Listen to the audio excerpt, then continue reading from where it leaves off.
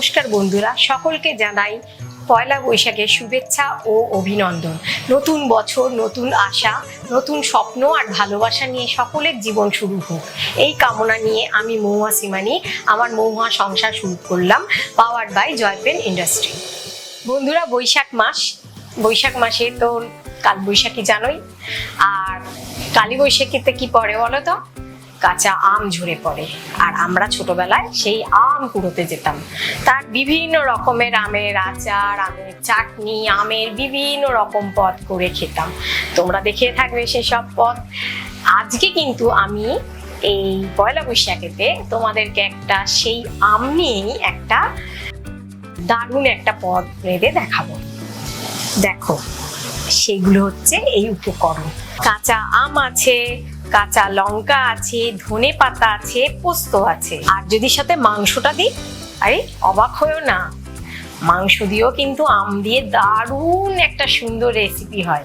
তাহলে চলো দেখিয়ে দিই কিরম ভাবে বানাই। কড়াতে প্রথমে সর্ষের তেল দিয়ে দেবে। তোমাদের প্রয়োজন অনুযায়ী চিকেন নিয়ে নেবে। আমি চিকেন নিয়ে নিয়েছি। সামান্য একটু নুন দিয়ে দেবে।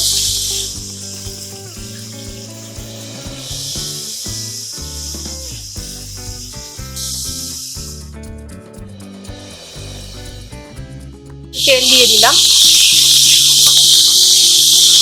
মাংসগুলো যখন ভাজা হয়ে যাবে আর একটু তেল লাগবে।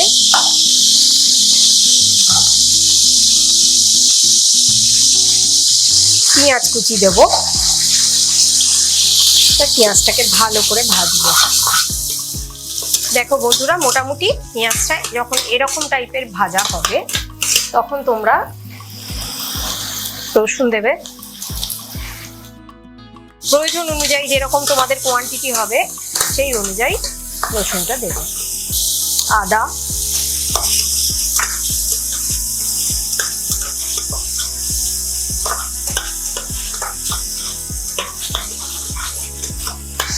এখানে কাঁচা লঙ্কার ব্যবহারটা হবে ঝালের জন্য, গুঁড়ো লঙ্কা নয়।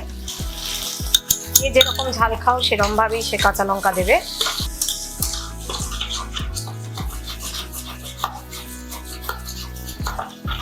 সামান্য হলুদ দেব। আর মাংসটা দিয়ে দেবো।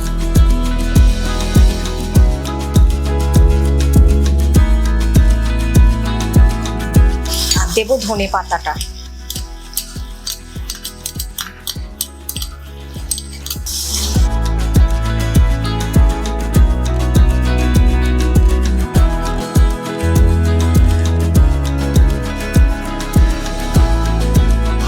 কষতে দাও, এবার চাপা দিয়ে দিয়ে কম আঁচে কষা হবে।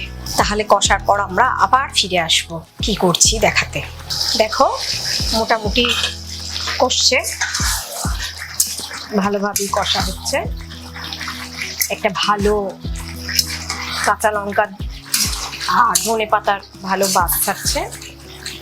এবার আমি একটু পোস্ত দিয়ে দেবো। পোস্ত বেটে রেখেছিলাম, পোস্তটা দিয়ে দেবো।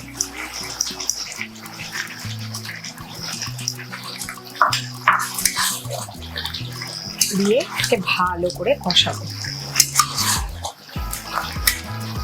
আর তার সাথে আমাদের হিরোইন আম পাতা বাটা, কাঁচা আম বাটা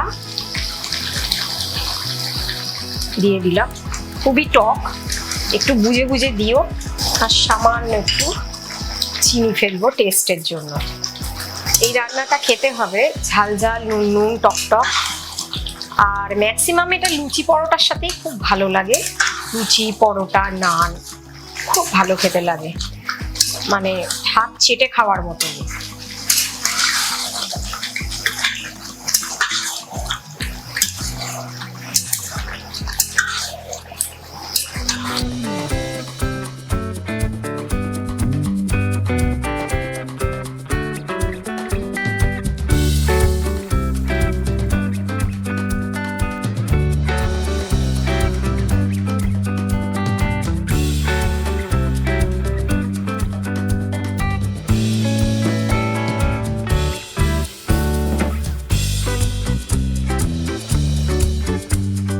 পয়লা বৈশাখে এরকম একটা কাঁচা আমের পোস্ত মুরগি যদি খাওয়া যায়, দারুণ জমে যায় ব্যাপারটা।